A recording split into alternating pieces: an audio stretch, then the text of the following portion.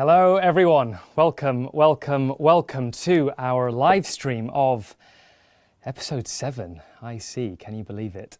We are already here. Guys, if you are joining in and you have been with us from the beginning, thank you so much for sticking around. This is incredible. It's quite unbelievable that you've been with us for the last almost 2 months. Thank you for your constant support, your show of love on the comments. It is awesome. Welcome back. And if you are new and if you have no idea what this is, well, hello. My name is Paul Serstad. I'm the creator and director of Testament, which is a new TV show that reimagines the Book of Acts set in this alternate modern world. It is full of danger, full of excitement, full of thrills. It is very, out there. It is bold, it is daring, and it is in episode 7 right now. And, I'm a big fan of watching TV shows in order. So what I would recommend, if this is your first time learning anything about Testament, head over to angel.com/testament, where you can watch, and I'm pretty sure, because I've seen this for the past few weeks right now, episodes 1 and 2 are just free on Angel, no matter what. I think you just have to make an account, but then they are free. You can just watch them. If you like it, hey, why not become an Angel Guild member, and then you can binge the whole series. And when I say the whole series, I mean the whole series, because Episode 8 is already out. That's right, our Season 1 finale is already out over on Angel Studios, which is scary and exciting and thrilling and just a bit, crazy. But guys, I'm excited. This episode 6, we left you on a cliffhanger. It was I think probably the biggest cliffhanger that the season has done so far, this whole season, and I'm sure you guys want to dive straight into finding out what happens next. Although I'm sure a lot of you have seen episode 7 already, and I know we're just enjoying joining in the live stream. So if you have seen episode 7, I'm just going to ask, don't put any spoilers in, don't write what happens, just let everyone experience it together. We're going to talk a little bit more about what's coming up in the episode, but I do have a few things to mention first, which is, and I have to say every time because I think people always forget, this live stream of the episode is only going to be up for 24 hours. Okay, so it's our way of just being able to share the show with as many people as possible all around the world for free. And when I say all around the world, I do really mean all around the world, because we keep on seeing, I even saw just on the comments now, someone always watching. Obviously, people from the States are watching. I'm here in London. I know a bunch of us here are watching. So this is reaching people all around the world. And what helps it get it to more people all over the world is by putting something in the comments, by putting something in the live chat right now to say where you're watching from. I love seeing it. Who you're watching with. What's been your favorite part so far, without any spoilers. But we just want to get the show out there to as many people as possible. So do that. Thank you. As well, if you are on the Angel Studios app, can you please, there is a link, there's a share it forward link. I'm losing my train of thought because someone on the side of camera is just pulling faces and they're making me laugh. So I'm just, I'm doing my best. Thank you very much. But if you are a guild member, you can share episodes forward for free. There's no limitation to this. You can find a link. I think there's a image on the screen right now where it says share it forward. It's a new way that Angel's come up with for people to be able to share episodes with anyone, anywhere for free. It's been great because I've been seeing in some communities and some private chat groups and things, people are just sharing their links. So people who maybe can't afford a guild membership or just can't right now or haven't yet, as a way to just get the show out there. So do share it forward. It's a really great way of getting the show out there. And another way of supporting the show is by paying it forward. You can head over to testamentseries.tv/PIF.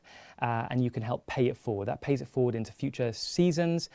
Also, there is a want to translate the show into multiple languages, which would be really cool for English not to be the only language that this show is spoken in.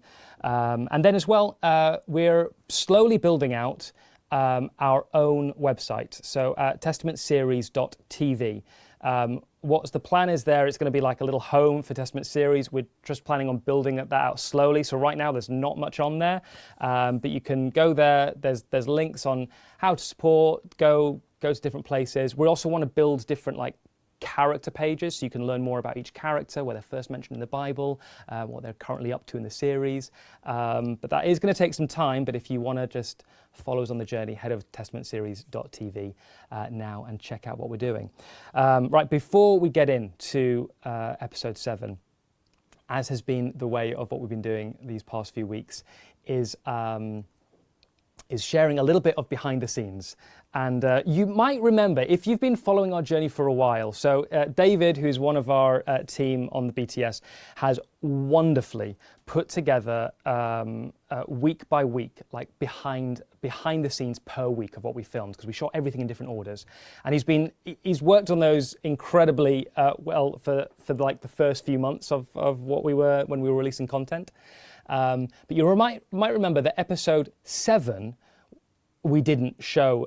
Week 7 we didn't show because there was just a lot of spoilers. And if I'm honest, it's because it was a lot of episode 7 stuff.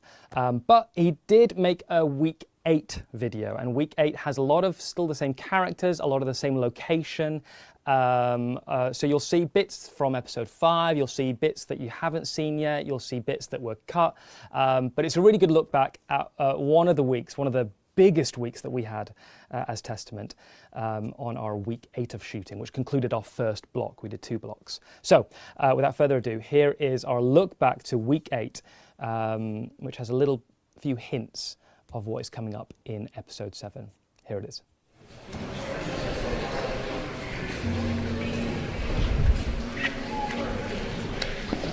Welcome to BTS.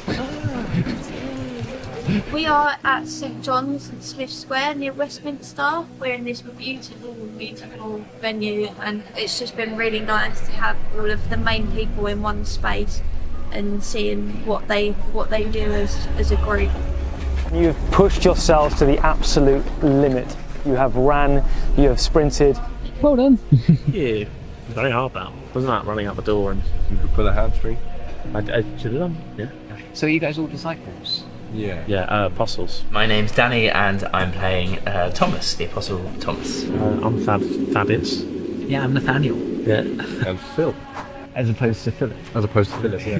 This is my second day. First day was last week in the pouring rain. I'm having a great time. I'm having a lot of pinch me moments. This is my first kind of job on screen, and yeah, it's an amazing like church as well that we're in. So I'm having a lot of can't quite believe it's real kind of moments.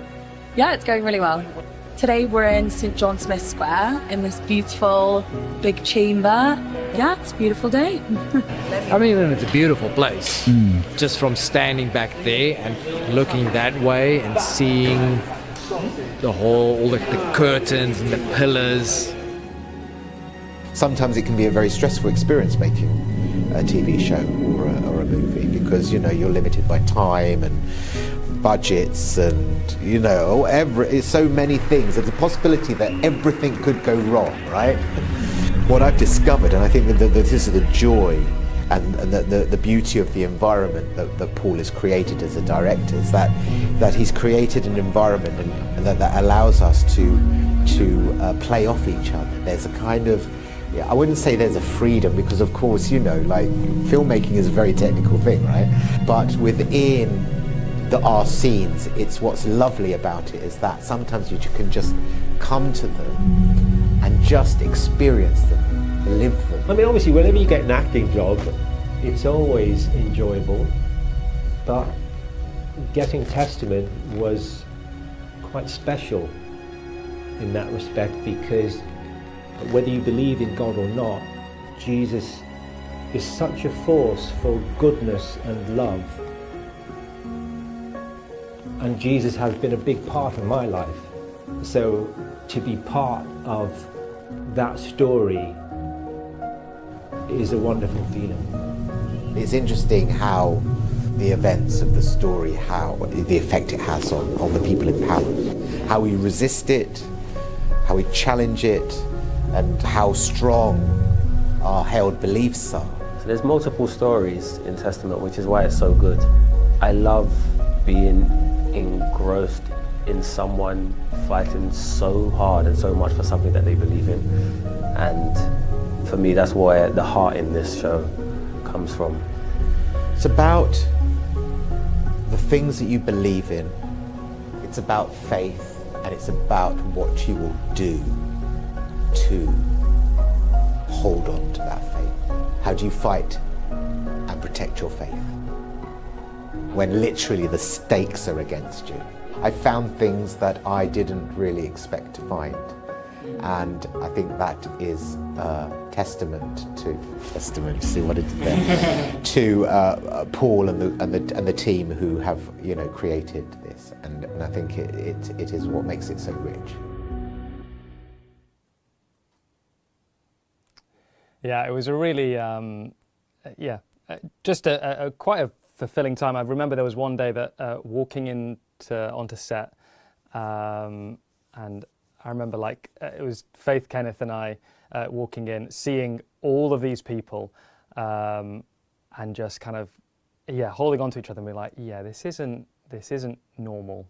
This is pretty, it doesn't get much cooler than this. And you're about to see something that, I think for us especially, doesn't get much. Maybe cool is not the right word, but special than this for us.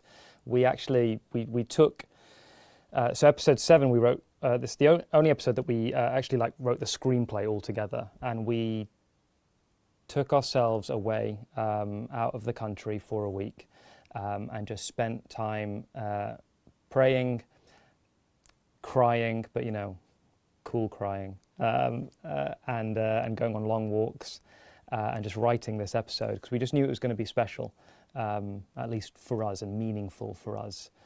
So I hope you. I mean, for those of you who've watched it and the messages that we've been receiving, thank you.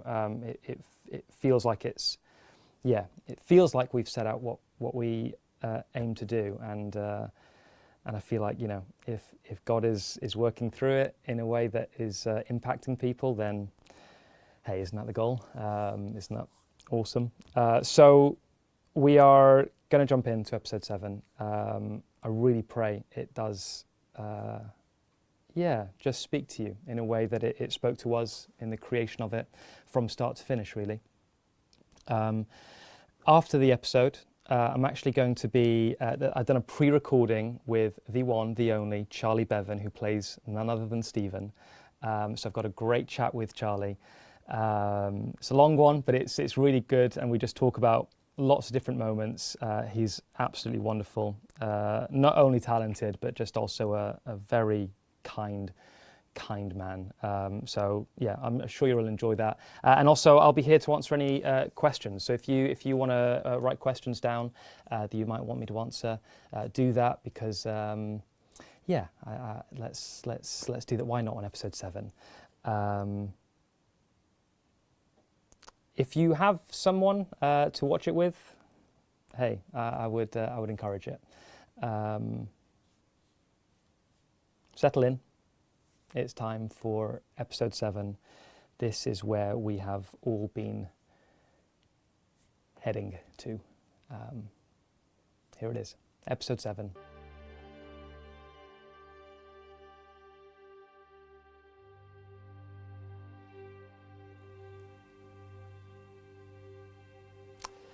Hey everyone, that was, episode 7, I see.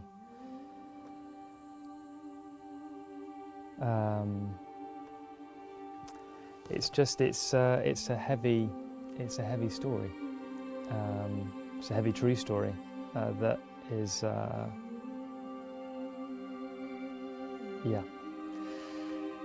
don't really know what to say, guys. I hope it was an impact. I hope it ministered to you in some way. This is part of the birth of the church, and it's we can part of the reason why we made this show is I think a lot of people, I don't know, I certainly do as well. When we read the Bible, we kind of skim over things sometimes, and we forget that there's a person behind that, and even simply that person would have had a mother, a father, family. It just, you imagine what might have been. And obviously we don't know, but it, yeah, I don't know. It just makes you consider what we're reading, for me at least, in a very meaningful way. And of course, now we're finally at the point in the Bible where Saul is introduced. This is the first time where Saul is mentioned in the biblical account, where they laid their coats at the feet of a young man named Saul, and that's where he appears for the first time, at the same time as where Stephen leaves the story. Yeah, wow.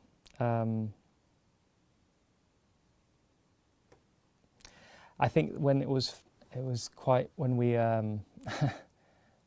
when we wrote this episode, I remember I had I'd kind of penciled the first scene of Pentecost together, and so when Faith, Kenneth, and I got together to write, I thought I'd share this first bit, and I was weeping, just trying to get through, and that wasn't even the stoning. I just think because we knew from the beginning where our season was heading towards, and just knowing, we'd spent all this time writing and imagining what Stephen might have been like, and all his hopes and all his dreams, and then it's just this really weird moment as writers when you're getting ready to say goodbye. Yeah, it's heavy. Yeah, sorry guys, getting emotional. Rather than that, I have a wonderful interview with Charlie, which was filmed a few days ago on a very hot day. So it's very different to right now. But if you just a reminder before we do that this live stream is up for 24 hours. So do share it if you think people will be moved by it. Enjoy is such a weird word to say with this episode, but enjoy as well. Be impacted. 24 hours, and then yeah, just keep on spreading the word. We are, even though we're 7 episodes in, we're a new show. We are like this little team from the UK where nothing much has happened here for a while in terms of this type of content. It's me, my family, who just kind of pull people together to make this. So all the support you can give, sharing it with people, subscribing to this channel. If you're on YouTube, subscribe. It helps when people see like a channel growing. That it's like a mentality thing. People are more likely to check out what's going on. When you see a big crowd, you go to the big crowd. So it does really help. So if you haven't subscribed, do subscribe to this channel. Do head over to testamentseries.tv. Over there, you can learn how to support the show. You can learn you can learn more about the show. It's a site that we're going to be building up as we go. And of course, head over to angel.com/testament to watch the show, because we've got all 8 episodes out right now. Yeah, and so I am going to be answering questions as well after this chat with Charlie. It's a lengthy chat. It's a good chat. But if you want to ask me any questions or just want to pass anything along, I'll be scouring the comments to try and see what I can answer. But for now, I'm gonna compose myself. I'm sure you might want that too as well. And here is my wonderful, lively chat with the absolutely extraordinary Charlie Beaven, who plays Stephen. Enjoy. Hello, everyone, and welcome, Charlie Beaven, to our little actor chat at the end of our episode live streams. So everyone will have just watched episode 7, which I think you're a little bit in that, aren't you? I do appear at some moments. Like it's not your biggest, but it's there. But hey, welcome. Thank you for having me. Yeah, great to be here. Yeah, episode 7 is a what an undertaking. Oh, like you, everything you had to do in that episode from just, from the beginning of just, being on the floor and getting punched. yeah. But then from the moment you stand onwards, it is a roller coaster. Yeah. I guess, what was it like for you? Oh my goodness. I feel like I was thrown into that kind of sequence in the filming of it, because that was in block 1. I'm not sure if people are aware of how things are filmed, but this is. So actually, so when we were doing weekly behind the weeks. And so when it got to week 7, we didn't show behind the scenes of week 7 because this was week 7.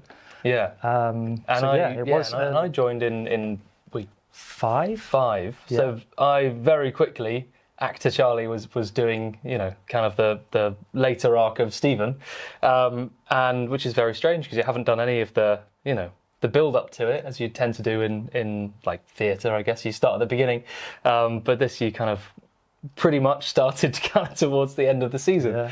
Yeah. So just had to go. Okay, I need to bring the high stakes and the kind of moments that you want at the end of a TV show, is that kind of high level. Just I was thinking about that a lot, and trying to bring that into it as much as possible. But and also there's a long scene, that big chess match that they all play before I'm even allowed to speak. Yeah. And we were talking about how much I'm listening to that, how much he's aware that he's gonna have to say something, and what he knows the implications will be once he starts speaking. And it's from that moment where he, stops, he's quite upset, and then he kind of brings it together, and he has this feeling. And then from that moment on, he's kind of, processing and taking it all in and getting grounded and solid and preparing, I think. Yeah. There's I read in a like a commentary that was about this biblical account of just describing Stephen knows this speech. He either has to convince everyone, or the worst will happen. Like exactly. he almost knows the stakes of speaking. Yeah. But yeah, you're right. I mean, the kind of first chunk of when we're in the present day, at least. Yeah.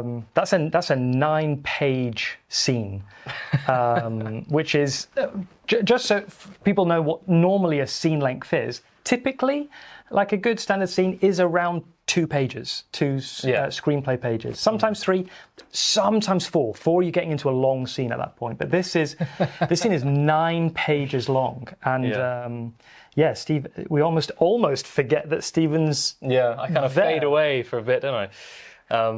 But I mean, that was fun to film as well, because we did all 9 pages like each time the whole way through. So it was like stage play almost. We just positioned the cameras, got them all going, and absolutely, it's a bit of a dance.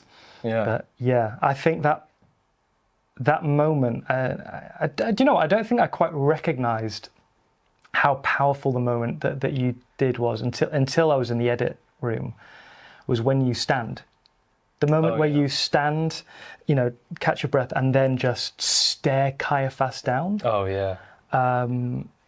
It really, I don't know, because I don't know, when you're on set, you're catching so much and trying to get all these moments. But I thought what you did there, without any words, was just extraordinary.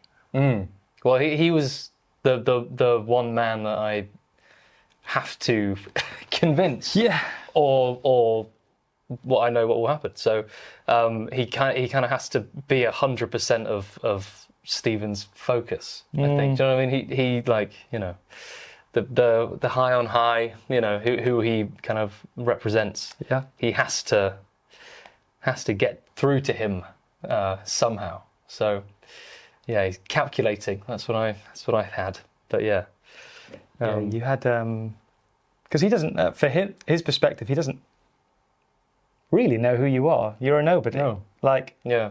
Genuinely, this is a boy just Yeah. being brought. Like, what on earth? Yeah. Until that moment of recognition of something in him. Yeah, I loved it. I thought it was just that, I don't know. It's just such a weird moment because it's silent, but it's so powerful. I think for what you did there. Yeah. What was it like? Because finding Charlie. Let's talk about finding Charlie Beaven. In terms of we knew, Faith, Kenneth, and I, writing it, we knew that Stephen was going to be the focal point of our first season. He was going to be the avatar, as you will, that viewers can put themselves into in terms of experiencing this movement. But it had to be somebody important, and Stephen was just this person in history that were like, this is the perfect person to do it. So, but finding you was extremely difficult. We had a lot of people audition, a lot of people put themselves forward, and I think we were getting, from our perspective at least, we got to the last batch, the last week of Stephen options, and we knew we hadn't found him. My goodness. Which was quite a scary place to be honest. What was it like for you in terms of the audition process? I remember getting the email through from my agent and finding like the audition sides, but also I think there was a link to like 4 episodes. Do you remember this? 3, I think. 3 episodes? I think so. And Maybe 4. Maybe I can't remember. There was a link to a certain number of episodes, and I don't know if I should have had access to that link. Yeah. Oh, should have? Okay, yeah. great. Yeah, you're okay. Okay, good. No one's in trouble. And I remember reading it, and I mean, I'm such a fan of the twist that you were putting on it. I was like, I would love to pretend to be in this world, and I didn't know much about Stephen, so I had to do lots of research and preparation into him, which is amazing. And then when I was meeting you, I wanted to chat about the world. It really excited me, as well as the scenes that we were doing. But that was probably what I was most interested in. It was all the power and the electricity and the communication and all that kind of stuff. What would it be like to be a human being in this kind of TV show? That definitely held me. And then the scenes. I just remember thinking that Stephen is this boy at points where he misses his mum. Do you know what I mean? Like more than the spiritual journey is one of the aspects that he kind of has to go on, and I was definitely getting lots of advice from you about that. But like it's the relationships with his family and his friends and stuff that really make him someone that you could pass by on the street and just you recognise him. Exactly, yeah. That all those kind of stuff I loved, and they're all in the scripts that you wrote. Do you know what I mean? That we didn't have to put them on. They're all from the other characters and the other scenes and what people say about him and what he says about himself and stuff. It's all in there. So there's a whole. I really kind of felt a whole person in there. What's fun is as well because Stephen's not introduced in the Bible until the end of episode 5 for us, the voting of the 7 deacons. That is literally Stephen's first intro, and he gets the vote. There's this guy who gets a vote, and then the next things that is he gets seized by the freedman, and he's on trial, and he sadly is killed. But it meant that as writers we can go, okay, this is where. We know this person ends up in this place. Yeah. We know clearly from his speech he's highly intelligent because, I mean, you can do a doctorate on that speech if you really want to. Yeah.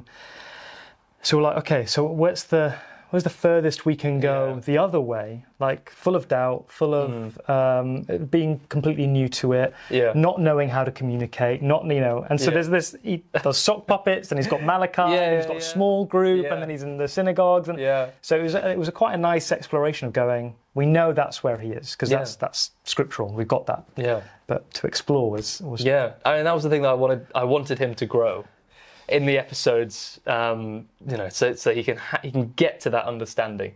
That was what I really, really wanted to put on my stamp on this character, was for him to start, like, you know, as low as he can get with his understanding and his confidence, and to build him up and build him up and build him up. So when he does get taken out, it's even more, you know. And there is a point where maybe it's different for different people, but where I think that the boy to man happens. Yeah. You know, in regards to your audition, what's funny is the writers, we always knew there's this little moment in episode 1 where Stephen returns to his mum, when he comes back in the room, and it's such a small thing, and it sounds so silly, right? But I think you open the door and you say, "Mum, right?" And that's it. But Kenneth and I have chatted about this a lot. And Faith certainly has as well, about there's a singular half step, physical half step, that we've always known belongs to this line. Yeah. And it's been this really weird thing of when people did their auditions, seeing if they caught that moment. Yeah. And it sounds so bizarre, but you did it, and we just went, oh, this could be Stephen. It was fascinating. Oh my goodness. And so that kind of got us. Bizarre, I know, and it might not make sense for aspiring actors and to be like, wait, what? But it was just, it communicated something. Well, I think in that scene, yeah, and as you say, like the respect culture that came before, Esther has, you know, I have so much respect for her and her, how she's brought me up, without my father being there. So it's like, I feel like he was a very well-behaved, good boy. Yeah, do you know what I mean? yeah. That was what I kind of read from those first scenes, and how he tries to bring about his big day out. You know, when he comes back, His big day out. How he the language and how his sentences are broken up. You know, he hasn't had these kind of conversations with her. No. Doesn't have the. It's not in their relationship for him to bring her this new. You know, he's not comfortable. Your final round of auditions, because I think you had 3. Yeah. Your final round was the speech. Yes. It was to do as much of the speech as possible, as one thing. It's obviously broken up in the thing. I remember this. Now, I mean, I think what's fun is you had a very different experience to what we did in the room. Yeah. Talk to me about it. So I'm dyslexic, and I had, was it the whole speech, a big chunk? It was definitely the ending, and it might have been the beginning. So we might have done the beginning and the ending chucked together. And it was long then. Yeah, it was full on. It was long then, and it was a pretty quick turnaround. You know, auditions, like a couple of days or something. I don't know. Straight back into the room, and I'm reading it to you, Faith, and Ken, 3 people, and the casting director, and Annalie, who's there. And I don't really know what's going on or how I've got to this point in the show. But I remember reading it and going, well, that was one of the worst things I've done in my life. Like, oh no, like just leave, go home, you know. And then I remember getting some notes from you and being like, yep, I think that's what I tried to do. You know, like bringing the fire and the passion and all that kind of stuff. The room, we did a bit of so in auditions sometimes you can have, you don't just do your scenes. Sometimes the director or even the casting director might try and pull something out or try something else. Sometimes something completely different to what we actually want, just to see how flexible an actor is. Yeah. But this was to try and get the fire and passion of that speech. So it's not just like so it's full of heart. Yeah, exactly. And I remember doing it, and taking on all the notes and doing all the things. And because I'm dyslexic, I'm jumping in and out and trying my best and losing my place and coming back in again, but just trying to commit to the notes. That's a bit of advice. Just if you get it wrong, it's okay, but just try and put the new notes that you're being given onto it as much as you can. And I left the room and said, thank you very much, for having me. And then called my agent pretty quickly afterwards. I was like, I can do it a lot better than that. Please let me self-tape let them know that I'll learn it and I'll film it and I'll send it back, because what I did I wasn't like, too overly proud of. And then you got that message, didn't you? We got that message. So his agent called us. We were in the room. It was on the same day. It was in the next couple of hours, really. Yeah. We got that message from your agent, but we'd already made a decision in our room. So when Anna Lee, our casting director, got on the phone, she was like, he can do, but he's got the part. So so for us in the room, we'd seen a lot of the time. It's not seeing the perfection or the final product in an audition space. That's not what. Yeah. Very rarely, I'm sure it is the case sometimes, but that's not what certainly I'm ever looking for. I'm looking for the potential of that. And I think, you did commit to those notes. You did give the fire. You did give this passion. And I was like, cool, we can certainly do this. And you got another chance when we filmed it. Yeah, exactly. Yeah. Boom. Yeah. That was fun. What was you like? So what were you like when you got that called? I was in, I think I was in a Starbucks, maybe, or like a Cafe Nero or something in central London, auditioning for something else, which I did not get. And the director was looking for perfection on that. Yeah, they were looking for perfection. No, it was something that I was just thinking about Testament, obviously, because that was a much smaller kind of thing. But I was, it's just the one thing that I wanted, and I was ready for my agent to come back and be like, yeah, sure, no, just record it again and send it off, and they'll think about it. That's what I was expecting when I got called. So I saw my agent, and I was like, hey, when do they want it by? Yeah, that's what I kind of thought. And he was like, well, I just talked to them, and you've got it. And I was like, what? Oh my, are you serious? Are you serious? Oh my God, like, when do I start? It was completely ridiculous. I never thought, because I was, in my head, I was so far the other way, how I thought it had gone. I never thought it would come back around the other way like that. Sometimes you don't quite, it can be really hard on ourselves, can't we? Yeah. Just as people. Yeah, I was completely flawed. Well, we were ecstatic. We were just, because as well, something to know for any aspiring actor is that the people in the room are so desperate for you to do well. We're willing you on entirely because we just want you to be the one. Fill that position. And you were. Yeah. And I think, everyone who's watched it and everyone's just been like, how much they love you and how much they think you've done phenomenal job. Goodness. Oh, goodness. Yeah. We were great. We were very, very, very grateful to find you. Well, I've loved doing it, so. And then we had our read-throughs, our big cast read-through. Oh my goodness. That was fun. That was something we've shown that before, but that was like 50 people in a room, not even the whole cast, just doing the read-throughs of all the episodes. Yeah. And then we started our rehearsal process. We did 4 weeks in and out of rehearsals. Couldn't every TV show do that? Because that was incredible. It's like the most useful thing for everybody. Because as I said, when you get thrown into it and you're all of a sudden in page 64 of episode 5, you're like, where am I? Because we rehearsed as chronologically as possible. Yeah. To try and at least get the main thrust everyone's heads. Yeah, exactly. Of what happens when. Yeah, and that was, for me, invaluable. Yeah. So good, so useful. Because I said I wanted him to grow, so I wanted to know at what points, and there are years, a year goes by. So you want to know, what changes. Okay, so what were your favourite moments to be in, to film? What were your highlights in Testament season 1?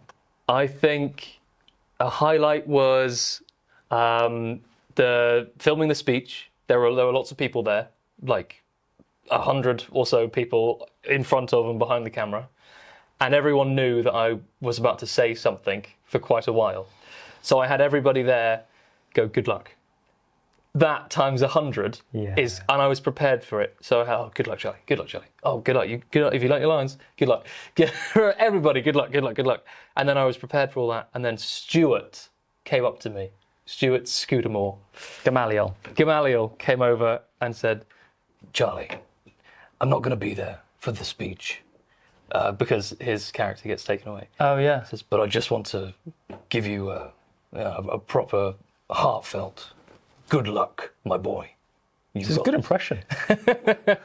You've got this, and that was so nice, and you know he's got so much experience and he's so good, and when he said that I was like, oh no, do I know my lines? Like, oh no, like at that moment I was like, I really raised the stakes, so I literally went straight back to all my workings and doing that. So that was a highlight to have him come up and say, yeah, good job. That was good. So so just so everyone knows, we did that. The speech we did as one take. So it's cut up with like a lot of the other mini scenes that you saw that happens in terms of like the apostles trying to get there in time, Gamaliel outside the room, all of those little bits. But you filmed it as one big speech, just so you had the rhythm of it all and all of that. But so we had 3 cameras on you at once. You did it I will say 2.5 times. Yes. Yeah. But what was absolutely sensational is the time that you did the first take. Yeah. Oh goodness. You do that last line, his promise arrived, and you're missing it. We just hold for a little bit. We keep holding. We shout cut, and I kid you not. So we've got all those ministers on the side, all those extras. We've got the crew. We've got 100+ people. Genuinely just stood up and applauded. I've never seen that on a set. But goodness, you've got a standing ovation on a TV show. Usually you get that in plays, but you got it in TV. Yeah. That must have felt good. Oh, that was insane. And it's a very big space in that. And it was just all those people clapping. It's a lot of noise, when it's like someone saying "Happy Birthday," you're the only one not doing. I didn't clap myself, so it felt, it felt awesome to know that it kind of landed. Yeah, that felt really great. And I was learning my lines going over my work behind the furthest away pillar. Yeah, really far away. I just took myself away and I was going over it. And then you came around and you were like, okay, we're ready to go for one. And you have a little mark on the floor where you have to stand to be in focus. And that walk from the pillar to that cross was probably about 50 meters. And that was the scariest walk of my entire life. Oh my goodness. Just once you've put everything down and then going, I'm going to go and film this now. Step, I'm still walking, step, I'm not there yet, step. And then I've got all the crowds of people watching me, step, hold it, action. Oh my goodness, that was scary. That was scary. I can imagine. But yeah, I was happy once it was done. Yeah, smashed it. I mean, it must be a big thing. You know that's where the season's leading up to. Yeah. And it's a lot of pressure. It is. Other favourite moments? I think in the scene with Saul when they get captured. Oh, in that was 6. Great. Yeah. Yeah. Because obviously we know that we're both in the series and we're kind of doing this and never really seeing much of each other. And then when we finally do, we knew that moment was had to have some sizzle behind it. So yeah, that was great, getting to be in a scene with Eben, who's fantastic, and it was properly scary. Yeah. He is scary when he captures me and there's nowhere I can go and I'm being held down. That is a horrible feeling. I remember that in the rehearsals even, that doing that scene together, because I was like, that was the first time that you'd done a scene together, and I was like, oh, this is going to be quite marvellous. Yeah. It is that unstoppable force in a movable object. Yeah. It's so yeah, that was awesome. I also loved pushing Caleb around in a wheelbarrow. That was good fun. Yeah. I told you this before, but he's quite light, and I'm very thankful for that. He was fun to push around, and you have to film it, a bunch of different times. So I was pushing him around 15 different ways, different angles, cameras going everywhere, and Stephen first was cracking jokes the entire way. He was having a great time, But yeah, that was good fun. Yeah. Good fun. Okay, well, I've got some audience questions for you. Okay. That happened. We've got a Testament fan club on Facebook, and that's where I ask people to be able to say, hey, if you've got any questions, and we've got a bunch for you, so I'm going to have to pick some. just, and this can be a quick answer, but I've got to do it because he keeps on asking. What's your favourite ice cream? Favourite ice cream? Oh, no thinking. Go. Passion fruit mochi. Oh, so good. I remember when you did. I introduced it to you, didn't it? Did. The Little Moons, passion fruit. Oh my goodness. It was a warm day when we were doing outside the temple at Greenwich, and you... Would anyone like a mochi? My goodness, it changed my my entire palate. Yeah, great answer. Yeah. There we are. If you don't know them, go find them. Yeah, go find them. Tesco's, £5. Okay, so I mean, this is a good question. How did you find working alongside Eben, who plays Saul? Your characters are so contrasting, and the scenes between the two of you are some of the most intense. Did you spend a lot of time discussing them together beforehand? That's by Jessica Miller. Jessica, hello. No, we didn't. Obviously, we had the rehearsals where we were working with Paul, but me and Eben on our own? No, not really. Our characters don't really know each other specifically that well. For him, I'm like a perfect example. Yeah. Other than that, it's not personal. Really, it is personal for us, but it's not specifically about Stephen as to why. It's fun because we put that moment in at the end of episode 1 where your eyes lock, but that is just a foreshadowing moment. It isn't like, I know you. Yeah, Stephen. Yeah, exactly. So there wasn't much, I don't think, for us as actors to really be gained out of knowing it, and also, which is also quite nice, is because we didn't fully know what each other were going to bring to our lines and those actions. We knew little bits, but when someone says action and they're giving you 100%, it does hit different. Yeah. Which is great, and I think it kept its spontaneity in those moments. Because Stephen doesn't know that he's going to be going to the Sanhedrin until that's exactly what he gets told of the plan. He could be going anywhere until he goes, you're going to go to the Sanhedrin. So I think it makes it worse. I think it makes it much, much worse. Yeah. Jessica's actually got a great follow-up question, which is, how do you, because you've got a few of these, decompress from emotionally charged scenes, especially when you have to do take after take? Ooh, gosh, I don't think I don't have a good answer. Different. It's different every time. It's not. I don't have a method of doing everything. I can be very emotional on certain days and be absolutely fine. Is it different when because when you're doing the take after take, when you're doing the same things, is that different to when you have finished all of your takes? Oh gosh. Does that make sense? Yeah. If it's take after take, I love listening to music and headphones in between. To keep you in the space? Yeah, to keep me in this, keep me in the same kind of realm as I have to.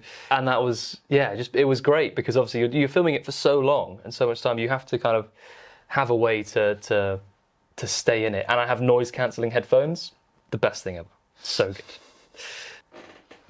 So here's a great one. Were you able to draw on your previous relationship with Lizzie Hopley to help in this role, or did it hinder your role? So Lizzie Hopley and Charlie Beaven knew each other because Lizzie directed you in your third-year drama school show, in one of them at least. Yes. So you knew her before, and then of course Lizzie Hopley plays Esther, Stephen's mother. So did knowing her help, hinder? What was that like? So helpful. Yeah? Because I knew that she's awesome. The fact that she'd been hired was such a vote of confidence. I got to see kind of we worked on Shakespeare together at drama school.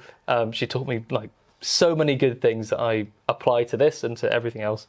So knowing that I was going to be in a scene with her, that was amazing. It was so helpful to have a familiar face. And there was how many people at the table read? 50? Yeah. 50 people or so. So having someone that you know And also she didn't tell me off too many times at drama school, so that we had a good relationship. You were going to say on set? Yeah. She didn't tell me off on set. No, so much, she was all right. Yeah, straight back to teacher student. So no, we got on really well. I think at drama school. So yeah, it was great to have her there. Yeah, I guess it could have gone the other way if you had a bad experience. Yeah, could you imagine if with she somebody put me in detention a bunch of times and gave me spear carrier 2. Did you guys have detention at drama school? No. I was going to say. Like, you'd have to do something really wrong. Yeah. No, I thought that would be the case because weirdly you don't actually have that many scenes together. No, you have 3. Yeah, and all in episode 1. Yeah, and that's the devastation. And it was my first couple of days was doing it all with her. Yeah, but yeah, but no, she was amazing and she was so nice. And there was one take where I think after episode 1 she was like, yeah. I was like, yes, my teacher says yes. That's good. I must have done something in that one. Okay, I've got a couple of others which are good. What would you say is Stephen's biggest flaw or weakness? At least, and let's be clear with this question. We're talking about Stephen in the show. We're not making any assertions to the historical figure of Stephen, but your version of Stephen. What's his biggest flaw or weakness? In Testament's biggest weakness. I mean, if he didn't have this weakness, the show would be over, I think, probably a lot quicker. If he was able to communicate instantly how he felt about these kind of things. He's very intelligent, I guess, academically. But spiritually, he has to learn and go through this. Kind of has to have this journey of understanding. So I guess his weakness is his inability to quickly understand something that he doesn't know, which I guess we all have. So I can't say it's unique to Stephen, but I think he definitely lacks maybe a little bit of confidence at the start. Sure. But if he didn't have those kind of weaknesses, then I think it would be, probably 2 episodes a season. Yeah. He has to have those. Yeah. This is maybe you haven't thought of this one. This is quite good. I've never thought of this. If you were able to travel back in time and meet Stephen in real life, what's the one question you would ask him? Oh goodness, that's a hard one. Yeah. Great question. I would ask him, what's it? Do you get on with your mum now? I was like, did you have? You'd ask about his family. Yeah, I'd ask about his family, and say, oh gosh, because I guess he'd. Yeah, we don't know if Stephen, his what Esther would really be like. All I've said is what I know for certain, 100%, is that he had a mother. Exactly. And that I'll bet on. Yeah. But other than that, I don't know anything. Yeah. What was his family like? I think. What would his parents have been like, and their relationships to new faiths and old faiths. Did he manage to bring them with him? Did he have to leave them behind to follow what he wants? I would love to find out those facts and events and stuff. Yeah, great question. Yeah, great question. But basically, we don't know. All right, so I've got one. This isn't a comment. This isn't a question. Okay. This is a comment. Oh. You, Stevens. Transition from timid to bold, from uncertain to confident is great to watch. We see your servant heart alongside great leadership, but I think the most impressive is the absolute assurance when standing up to Saul. You, Charlie, portray such a wide array and make it all feel so natural and believable. I don't really have a question, just a big round of applause on your skill and craftsmanship in making Stephen so precious. Oh my good, yes, he is precious. Yeah, he is. That's good. Oh, thank you very much. Thanks. So that's the last question. Okay, nice. It wasn't a question. Yeah, I think before we wrap this up, then I guess you've seen season 1. Give me your top 3 moments. You don't have to be in them. Okay, great. I loved Doubting Thomas's speech. Oh yeah, I loved that, and I got to see him do it a good couple of times, and he Danny Hetherington, what a guy, what a man. He brings out some glorious moments in that memory, in that story, and it massively kicks off Stephen's energy changes so much after that, and he kind of uses all of that story, I think, fuels it through his next year. It's his course correction after his doubt moment, isn't it? Yeah, exactly. Something for him to get excited about. I love all of Mido's scenes. Mido Hamada plays the captain. The captain is fantastic. He just is, isn't he? Oh, he is. Yeah, so good. So good. So strong, scary, so good. So anything that he does, I think, is fantastic. And I loved Saul and Gamaliel.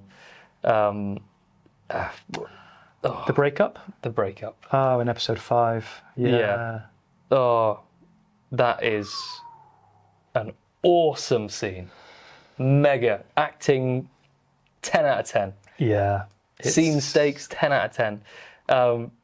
Saul's fire and Gamaliel's kind of like water.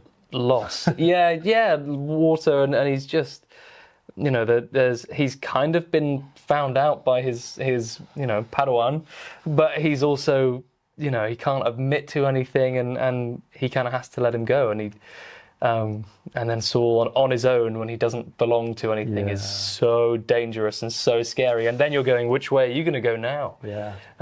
So I love those moments as well, and then anything Lizzie does when she's running after me is Running Woman. But it's heartbreaking.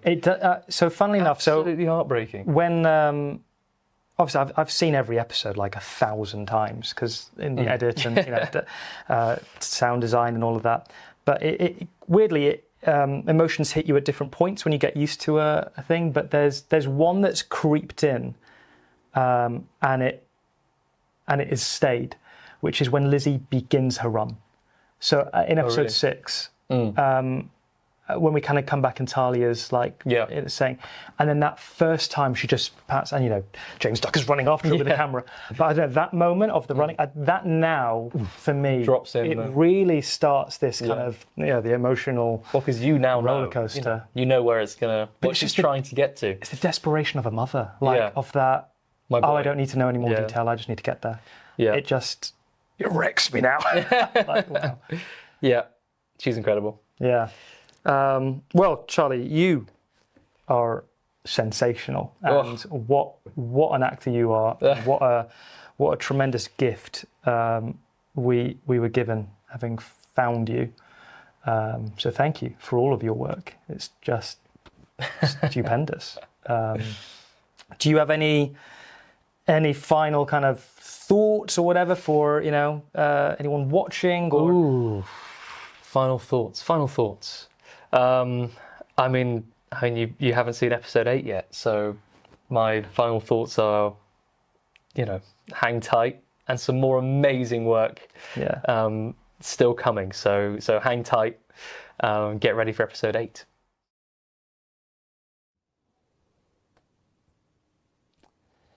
And there he is, the marvellous, the incredible, the one and only Charlie Beaven.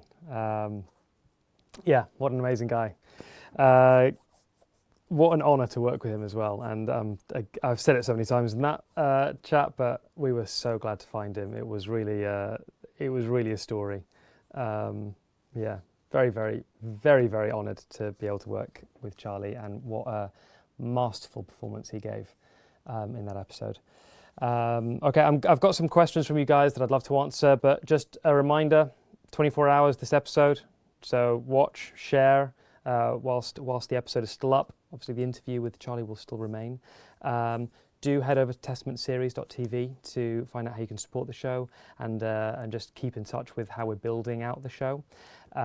Also head over to angel.com/testament, where you can watch episodes 1, 2, 3, 4, 5, 6, 7, 8. Because episode 8 is already out on the Angel app, and people have already been watching the season finale, but it is the season finale. Can you believe it? We're already there. Now, one of the questions that I have been getting quite a few times is this the last episode? No, this is episode 7. There is one more episode, and is there going to be a season 2? Or how close are we to filming it? How close are we to funding it? How close are we to all of that stuff regarding season 2? Because yes, we are planning to be a multi-season show. Currently, we're estimating that it's going to be around the 6th season mark. That's always flexible because you don't want to make anything too long, or you don't want to make anything too short. We want to make sure that, you know, it keeps on engaging and we can tell the full story, which is what we want to do, the full story of the Book of Acts. So yeah, we have started the writing process of season 2. We've started the development process of season 2. We know what we're going to cover in the Book of Acts for season 2. We also have an idea what we want to cover in season 3. So we've got a plan for so far, and then there is a plan as well further out, but you know, step by step, right? So we are planning, we are starting the writing process, so it's kind of doing that macro mapping out, which is exciting. It's quite, it's juicy, it's fun, it's cool. I'm excited. I know everyone else is excited. When I say everyone, I really mean, you know, me, Faith and Kenneth, because we're like writing again, yay. So that'll be fun. In terms of funding and everything, yeah, we're in conversations with a few people about funding. But you can support in a couple of ways if you want to. You can either pay it forward through Angel's Pay It Forward system, which is testamentseries.tv/pith. Otherwise, if you just keep on heading over to testamentseries.tv, you'll be able to find out different ways how to support us. Some of it through Pith, some of it you want to get in touch if you want to, you know, lots and lots of different ways. But I can't say too much about that. But hopefully you can find out more over on the site. Right, some other questions. What have we got? So Mary Diaz wrote, what was the most challenging aspect of filming this episode? Do you know what? I think it was probably the second last scene of this episode, where all the apostles, where Mary, where Gamaliel and Philip's there, and Esther comes through and come to the body. It's the last thing we shot of Block 1 in our shooting schedule. So that was the first half. So after the last day on week 8, it was very cold, and it's quite weird because the apostles hadn't filmed much yet. That was almost some of their, like, not first day, but second or third day. And it was this strange thing of getting everyone into this delicate place of, you know, you've lost someone, and especially when directing, you're trying to empathize as much and feel that with them. And it was just this incredibly beautiful but harrowing experience of just the repercussions and the conclusion of this episode. And yeah, I mean, I remember chatting to different actors and kind of thinking about what people might do at that point. There's that gorgeous part, I don't know if you caught it, where Tom Simper, who plays Peter, is he's thanking God at that moment, and that's a really hard thing to get your head around. But I mean, I've got an experience myself of doing that in like a really sorrowful time, and it's this kind of strange dichotomy that exists when you follow Jesus. It's strange, it's wonderful, it's beautiful, and it's hard. So yeah, I would say that was the most challenging aspect of filming. I think, yeah. Lisa Rodriguez asks, what is going to happen with Charlie now? We love him. I know. It is absolutely devastating. Yeah. Well, we don't know. He's going to be doing lots of incredible things, I'm sure. And hey, he's family, so we're going to have him on set all the time, just to be around. I'm not letting Charlie go. Love him too much. Scotty Brewer. Hey, Scotty, how's it going? I need to get you a spear, don't I? Somehow I need to get you a Sentinel spear. It's not here with me right now, but I'll get you one somehow. How do you, Faith and Kenneth, approach the introduction of extra biblical plot elements into the story? Do you have any particular guiding philosophy for what's acceptable to add and what's not? Really great question. Yeah, because we've got stories like Mary's storyline that is not found in the Bible. She's not really mentioned in the Bible after the Gospel accounts. And yes, we have two guiding approaches, which is one which is what could have happened, what is probable, what's improbable, what's possible, what's impossible. Like they're the foundational ones. But because we're doing it in this alternate modern day, in a world where we're trying to reflect our world right now, we ask the questions: what are believers today facing? What might they face? What might be happening on our doorstep that we're not paying attention to? What might be happening that we're ignoring, or that we're not? What might we as Jesus followers be called to minister into in today's world? So we get to imagine that, and that's kind of a way of exploring optional storylines, but going with what's improbable and what's possible. But we also have plans for all of these stories to tie into the grander picture in the Book of Acts, and of course as well into the letters, because Paul's letters feed into the Book of Acts throughout. So I know people have been asking about Paul's letters, but and yes, they'll be included in the way that they give us information about what happens. They kind of fill in some gaps, especially in Saul's journey. It's quite fascinating. Andre Callie says, Paul, how do you not hate Saul after seeing this portrayal? I mean, there's zeal and there's obsession. Saul was obsessed. Yeah. I think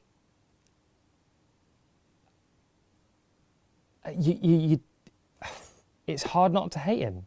It just like it is. And I think that's okay to say. It's a weird thing, we go, as Christians, we shouldn't hate, and no, we shouldn't. But it's also to say it's hard not to hate. I mean, we absolutely shouldn't. And that calling, that challenge, is something that the early church had to face. Obviously, we haven't got there yet, but eventually, they spoiler alert coming. But Saul's on a journey of his own, and can you imagine? Can you imagine being one of the apostles after what Saul did, and then having to welcome him in? There's again bits of his letters give more detail about what happened there. Go check it out, because it's in his letters, because it's just really cool. It gives you lots of details. But it must have been hard. It is hard. It's just hard, and I think that's okay to just sit in the difficulty for a bit. Miriam says, Paul, was it your idea to make Testament like in this alternate modern day? Yeah, because it was that's kind of the. Sorry, what are you saying? Oh, it's true. Faith is here saying, yeah, and you're a nerd. I am. I'm a Bible nerd. I'm a bit of a nerd. I'm a bit of a geek when it comes to all these like films and world building stuff. So it was an exciting thing for me to do, but also in a communicating way, I wanted to be able to tell the story in a way that would reflect something exciting in terms of our world and what audiences engage with. So yeah, it was fun. I really enjoyed it. The nerd in me certainly did. And then yeah, that question I have already answered about season 2. Is it easier to work with your family on set? Not for me. It just went, not for me. Yeah and no. It's a really weird thing, because I think when you're family, there's just this unconditional love, which has its pros and cons. It means that you can be absolutely blunt with each other and tell each other how it is and how to make things better. And on the negative side, you can be absolutely blunt with each other and tell things how it is, and it just hurts, or you're hurting. So it's actually a tremendous gift, and I wouldn't want to do it with anyone else, because it's just what a privilege and an honour. But yeah, it is easy, but it's also difficult. I think it's like anyone, you know, pros and cons. But I certainly wouldn't want to do it any other way. Paul, at what moment during this episode did you feel the Holy Spirit most strongly? And what point in this season as well? Strangely, the opening of this episode, Acts 2, there was the Pentecost moment in the upper room. It was that we did the wide shot first, and all the actors had their line in their language, and we hadn't done it before, and we went, let's just go for it. Let's just try it. And it was on the wide shot, and we just went action. It was just electric. It was just the Lord's Prayer being said in all these different languages in this overrun way, and you could just feel the room was literally like, that was powerful. Unfortunately, we had to change the blocking after that because it didn't quite work, so that shot's not been used. But for us on set, it was a really powerful moment. It was great, guys. I think that's it from me. Sorry. In the episode and the season? Yes, it is the end of this episode. I can't hear what. Oh, what's the most Holy Spirit episode in this episode and in the season? Oh, I don't know in the season. Ooh. I don't know. I'm gonna have to get back to you on that. I can't. There's a lot. I don't know. I don't want to pick out the most. I don't know. Sorry, I don't want to answer that one. I just don't. There's too many. Maybe I can do like a live stream on Instagram or something like that, or YouTube, and we can just do I'll go on for an hour and we can just answer any questions you have. Guys, oh no, someone's writing here. Saul Paul is an incredible illustration of what. Oh, he's not writing fast enough. He's not writing fast enough. Someone on my team. Never mind. Guys, thank you so much. It's been absolutely wonderful to share this episode with you. And remember, this is not the end of the season. Episode 8 is around the corner. In fact, it's not even around the corner. It's out. It's out right now. But help us out. If you enjoyed this, head over to IMDb. Rate the show. Rate what you think about it. Leave us a review. Again, things like this, like reviewing it, posting it, sharing it, putting it on public platforms. I can't express how much it helps a show. And it might not seem like a lot if you're just going, oh, I gave it this out of that. That adds up. It really, really does. So if you want to support us and you can't, financially, or you can't, join the guild, there are other ways. Just by sharing the show, liking, subscribing, by going and rating it, by leaving a review, things like that, hugely, hugely help. And talk about it. Word of mouth to your friends, to your family, to your loved ones, to your worst enemies, because it's hard. It's hard, isn't it? But we can't hate people, so gotta love them. Gotta love them. Guys, thank you so much. It's been an absolute privilege. Loved it. Thank you. And I will see you next week for the season 1 finale of episode 8. I can't believe I'm saying it. Wow. So I'll leave you with the trailer instead. Here it is. You've disappointed us all, Gamaliel.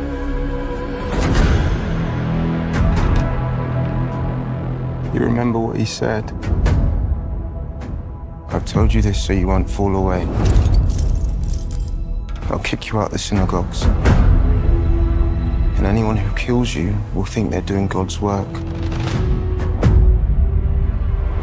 All because they haven't known the Father or me. So when the time comes, remember I warned you about them.